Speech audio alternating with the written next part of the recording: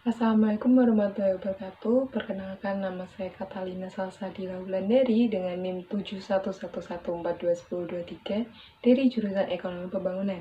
Di sini kita akan membahas dampak positif dan manfaat literasi digital dalam mata kuliah Literasi Digital dan Kemanusiaan dengan dosen pengampu Ibu Ratih.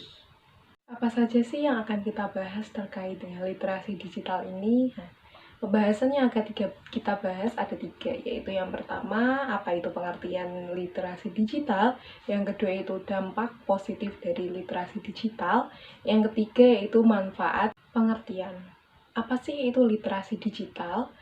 Dikutip dari buku Peran Literasi Digital di Masa Pandemi tahun 2021, karya Devri Suherdi, literasi digital merupakan pengetahuan serta kecakapan penggunaan dalam memanfaatkan media digital seperti alat komunikasi, jaringan internet, dan lain sebagainya.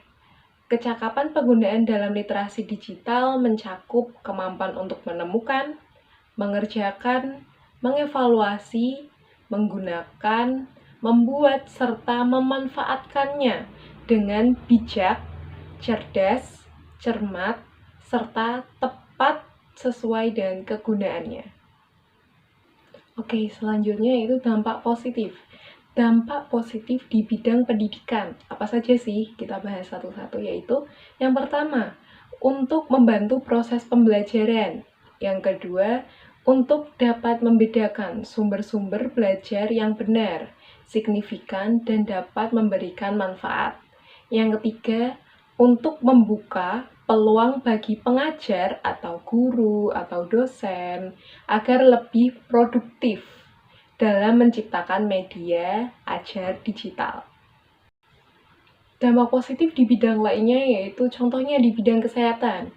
Nah, yang pertama yaitu ditemukannya berbagai alat menggantikan organ tubuh manusia yang rusak. Ini menarik nih. Contohnya itu seperti seseorang yang mengalami kebutaan, saat ini dapat dilakukan proses transplantasi mata. Nah, seseorang yang buta dapat disembuhkan dengan donor mata dari orang lain. Begitu pula dengan organ-organ tubuh lainnya, misalnya ginjal ataupun jantung. Contoh yang kedua itu ditemukannya mikroskop, sinar X, obat-obatan bius, antibiotik, dan vaksinasi di bidang kedokteran dan pengobatan dalam rangka peningkatan kesejahteraan masyarakat agar masyarakat terbebas dari wabah penyakit. Wabah penyakit ini seperti contohnya TBC, kanker, tumor, ataupun cacar, dan lain sebagainya. Yang ketiga itu banyak muncul aplikasi untuk mengatur gaya hidup sehat. Nah, ini menarik nih. Contohnya aplikasi olahraga, aplikasi pengatur pola makan, dan lain sebagainya. Dampak positif di bidang lainnya yaitu contohnya di bidang ekonomi. Yang pertama yaitu produktivitas industri semakin meningkat. Kemajuan teknologi akan meningkatkan produktivitas dunia industri, baik dari aspek teknologi industri maupun aspek jenis produksi. Topik yang ketiga yaitu manfaat literasi digital. Yang pertama, menghemat waktu. Misalnya nih, mencari referensi di internet dapat dilakukan kapan saja dan di mana saja. Yang kedua yaitu lebih hemat biaya.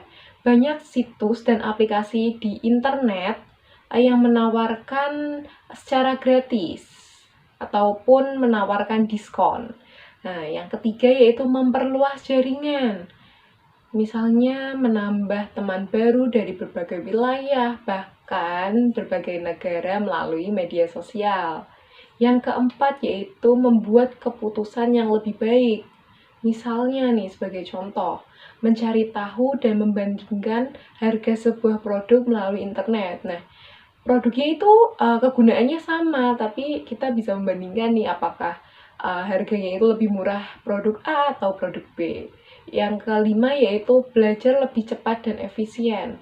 Misalnya nih, sebagai pelajar kita agak susah nih, misal mencari kata. Ini katanya tuh apa ya maksudnya? Kita bisa mencari di KBBI online atau KBBI daring. Jadi kita tidak perlu mempunyai buku KBBI, kita bisa saja mendownload melalui internet secara daring, kita nanti juga bisa membacanya melalui handphone, seperti itu.